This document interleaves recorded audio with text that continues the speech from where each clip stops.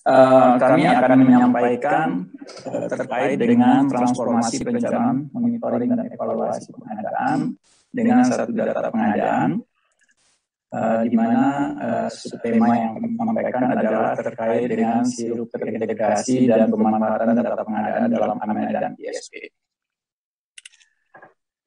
Saya memulai paparan ini ya, dengan sebuah pertanyaan.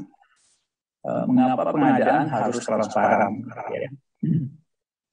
Nah, kalau seluruh dunia ya, angka pengadaan seluruh public procurement itu ya lebih kurang 9,5 triliun atau kalau kita rupiahkan mungkin sekitar 140.000 triliun rupiah. Gitu ya. Dan di Indonesia sendiri kita ada sekitar 1.000 triliun. Ya. Jadi cukup besar sebenarnya dibandingkan dengan seluruh jumlah negara yang ada. Persoalannya adalah ya terkait dengan pengadaan publik ini informasinya sangat sedikit sekali yang tersedia ya terkait bagaimana pemerintah melakukannya, kapan akan dilakukan pengadaannya dan kemana saja uang itu dibelanjakan. Kalau kita lihat kajian dari MCA 2014 ya mengatakan nilai anggaran pengadaan melalui jasa pemerintah itu naik sekitar 30% dari anggaran negara. Ya. Dan 60% dari bantuan pembangunan asing itu dihabiskan untuk pengadaan barang jasa juga. Jadi kalau belanja pemerintah terus belanja dari bantuan asing, ya, itu tentu akan sangat lebih besar lagi. Ya. Nanti kita akan lihat juga profil tahun 2021 seperti apa. Dan kita lihat juga bahwa pengadaan publik khususnya di kita gitu ya juga sering dirusak dengan ketidakefisienan dan kurangnya akuntabilitas dan transparansi. Dan di dalam kajian MCA itu juga mengatakan kerugiannya cukup besar ya. Bahkan bisa perhitungannya sampai 15 miliar per tahunnya, 15 miliar dolar per tahunnya. Ya mungkin angkanya bisa bervariasi ya, tapi intinya bahwa akibat proses pengadaan kita yang kurang akuntabilitasnya dan kurang transparansinya ini mengakibatkan kerugian yang nilainya tidak kecil. Nah ini adalah profil pengadaan Indonesia tahun 2021. Kalau tadi MCA merilis bahwa 30% dari belanja pemerintah itu dibelanjakan melalui pengadaan, data 2021 kita mengatakan bahkan hampir 50%. Ya. Jadi hampir 50%, jadi hanya selisih 17 triliun dari belanja non-PBJ. Jadi sekitar 1.118,2 triliun dari 2.255 triliun itu dibelanjakan melalui pengadaan barang jasa pemerintah.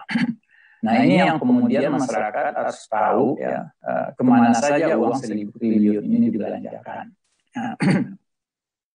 Persoalannya adalah ya bagaimana cara kita memberitahukan belanja yang sebesar itu. Nah untuk menjawab pertanyaan itu kemudian lahirnya gagasan untuk kita mengumumkan yang namanya rencana umum pengadaan. Ya. Sebenarnya kalau kita berbicara kewajiban mengumpulkan rencana umum pengadaan itu sudah lama ya, bahkan sejak Kepres 80 juga sudah diamanatkan. Tetapi persoalannya bagaimana caranya kita mengumumkan yang efektif. Nah, kita beruntung sekarang hidup di zaman yang teknologi informasinya sudah sangat berkembang, sehingga kita juga memanfaatkan perkembangan teknologi informasi itu dalam rangka mewujudkan ya, transparansi di dalam pengadaan barang jasa pemerintah tadi. Nah, disitulah lahirnya kemudian aplikasi Sirup. Ya. Jadi aplikasi ini sudah berbasis web, ya, yang fungsinya adalah sebagai sarana dan alat untuk mengumumkan rencana umum pengadaan. Nah, tentunya rencana umum pengadaan ini tidak hanya sekedar kita kemudian mengumumkan begitu saja. Tentu ada tujuan yang lebih kenapa kita kemudian melakukan pengumuman tersebut ya. Pertama kita lihat di dalam Sirup sendiri ya, kita bisa melihat misalkan di sana ada informasi paket pengadaan pemerintah ya, mulai dari nama paket, ya, uang lingkupnya, kemudian juga kita sudah tambahkan beberapa informasi terkait dengan lokasi, jadwal, kemudian potensi P3DN, potensi UMK. Saat ini kami juga ingin menambahkan potensi terkait dengan green procurement atau SPP, gitu ya. Jadi dari sini kemudian kita bisa melihat ya apa-apa saja yang dibelanjakan oleh pemerintah, dan ini mencakup seluruh APBN dan APBD. Ya. Di sini kita juga bisa melihat nilai dan potensi paket yang dikelola oleh masing-masing kementerian lembaga. Jadi masing-masing kita, ya siapapun, masyarakat pun kemudian bisa melihat seberapa besar nilai dan potensi paket yang dikelola oleh masing-masing kementerian tersebut. Nah, apa manfaatnya kita mengumumkan rencana umum pengadaan ini? Ya. Pertama, ini adalah wujud dari implementasi dari prinsip transparan yang ada di pengadaan barang jasa pemerintah. Ya. Di mana dua dari 7 prinsip pengadaan itu adalah transparansi dan akuntabilitas. Nah, Sirup ini adalah bagian bagaimana kita mengimplementasikan prinsip tersebut ke dalam proses pengadaan barang jasa. Kemudian informasi ini ya, bagi pelaku usaha khususnya ini akan merupakan sebuah informasi ya yang melihat peluang ya, atau prospek bagi pelaku usaha ya, untuk melihat atau ikut berpartisipasi di dalam pengadaan barang jasa. Apalagi kalau kita sekarang kita sudah orientasikan lagi kepada pelaku usaha mikro dan PDN. Ya. Jadi dari sini kita bisa melihat apa saja yang dibeli oleh pemerintah ya, dalam setiap tahunnya. Selanjutnya, tidak hanya bagi pelaku usaha, bahkan bagi publik sendiri, ini juga bisa memanfaatkan data informasi ini. Karena pada akhirnya pengadaan barang jasa pemerintah itu ditujukan adalah untuk masyarakat, gitu ya. Karena tujuan akhir dari semua pengadaan barang jasa itu untuk masyarakat. Dan kalau kita lihat juga bahwa khususnya kita di Indonesia ini, bahwa pengadaan barang jasa kita kan karena memang terdiri dari banyak instansi dan pemerintah daerah, gitu ya, dan tersebar di wilayah Indonesia yang begitu luas, maka sebenarnya peran serta masyarakat itu sangat efektif kalau kita ingin melakukan pengawasan dan monitoring. Nah, hanya saja kita perlu alat ya, bagi masyarakat untuk mengawasi. Oleh karena itu, Sirup ini bisa dianggap sebagai sumber data yang efektif bagi masyarakat untuk melakukan pengawasan tersebut. Sistem ini ya dapat diakses oleh siapapun ya, tanpa login, semua orang bisa melihatnya. Kemudian bahkan ditambahkan juga dengan menu panduan ya, termasuk di sana jika ada kendala-kendala. Jadi sistem ini benar-benar sangat terbuka ya, bagi seluruh masyarakat ataupun bagi para pelaku pengadaan barang jasa. Sekarang ini kita juga sudah menambahkan fitur-fitur baru di dalam Sirup, di mana kalau dulu data-data di Sirup ini hanya bisa diunduh oleh admin dari Sirup, ya. Kalau sekarang siapapun masyarakat luas pun itu sudah bisa melakukan pengunduhan data, ya. Dan kita juga menyediakan fitur-fitur untuk mereka bisa lebih mudah memilih, sehingga mereka bisa fokus dengan tujuan mereka mendapatkan data ini. Dengan demikian, karena bentuknya juga kita fasilitasi dalam beberapa model, sehingga mereka bisa mengolah dan memanfaatkan data sesuai dengan keperluan mereka. Sehingga Sirup ini benar-benar bisa dimanfaatkan, jadi tidak hanya dilihat di layar, tetapi kemudian bisa diolah. Saya rasa data ini sangat penting ya bagi masyarakat, bagi masyarakat perguruan tinggi juga sangat penting, karena akhir-akhir ini saya lihat banyak sekali misalkan skripsi atau tesis-tesis yang berkaitan dengan pengadaan barang jasa, dan mereka semuanya membutuhkan data tersebut. Dengan terbukanya sistem data Sirup ini akan sangat memudahkan bagi mereka untuk mendapatkan data yang lengkap, gitu ya. Nah, di samping mengembangkan Sirup, kami juga mengembangkan aplikasi Amel. kalau boleh meniru Pak Emil sebenarnya bagus juga kalau namanya kita ganti dengan monk sirup gitu kira-kira gitu ya. Nah, jadi aplikasi Amel ini aplikasi yang berbasis web juga ya, yang mana nanti dikelola masing-masing oleh KL Pemdanya ya, dalam rangka melakukan monitoring. Saat ini kami sedang mengembangkan ya, bahwa Amel ini sebagai alat monitoring gitu ya, alat monitoring yang benar-benar bisa dimanfaatkan oleh masing-masing pelaku pengadaan.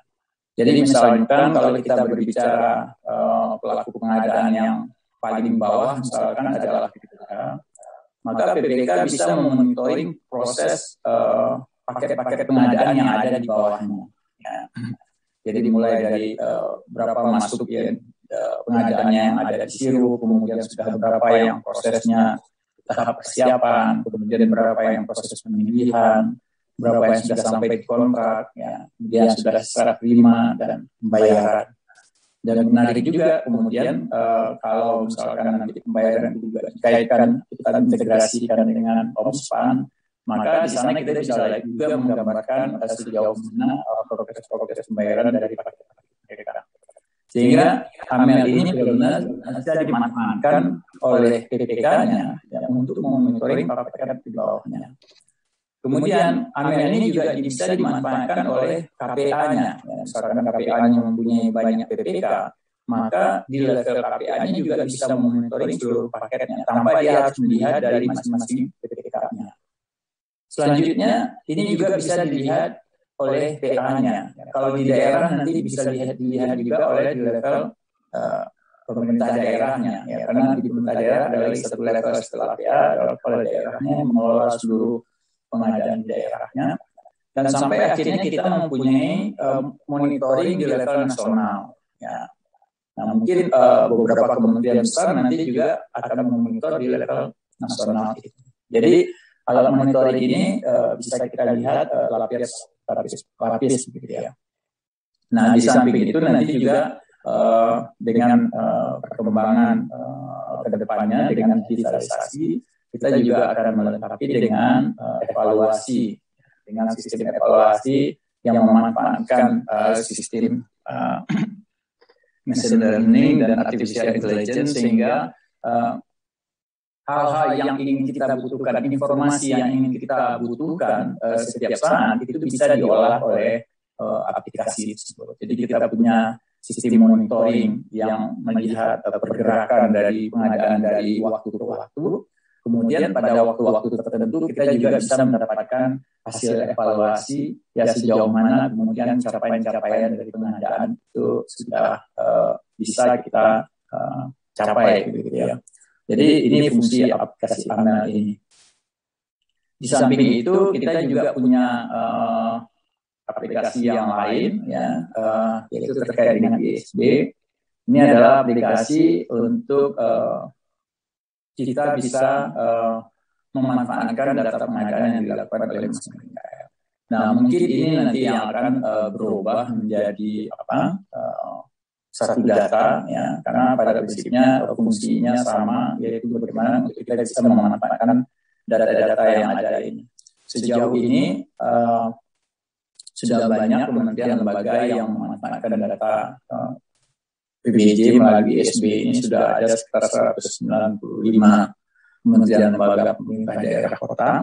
Dengan adanya sistem satu data, tentunya nanti bisa pemanfaatannya jauh akan lebih banyak lagi. Ini adalah skema integrasi yang ingin kita wujudkan, ya, di mana posisi sirup dan Amel itu posisinya yang satu berada di awal, yang satu lagi berada di akhir, ya.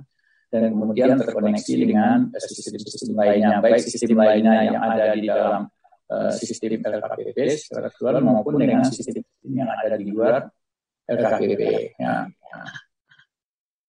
Sejauh ini kita sudah punya melaksanakan proses integrasi, tadi sudah dijelaskan juga oleh Pak Emil dan Pak Asmawa. Mudah-mudahan mulai tahun depan kita semua sudah bisa melaksanakan sesuai dengan yang akan tersebut, sehingga sistem sirup kita itu akan semakin lebih mudah lagi, kita mendapatkan data yang lebih akurat lagi, ya, sehingga pemanfaatan data-data itu akan jauh lebih banyak lagi.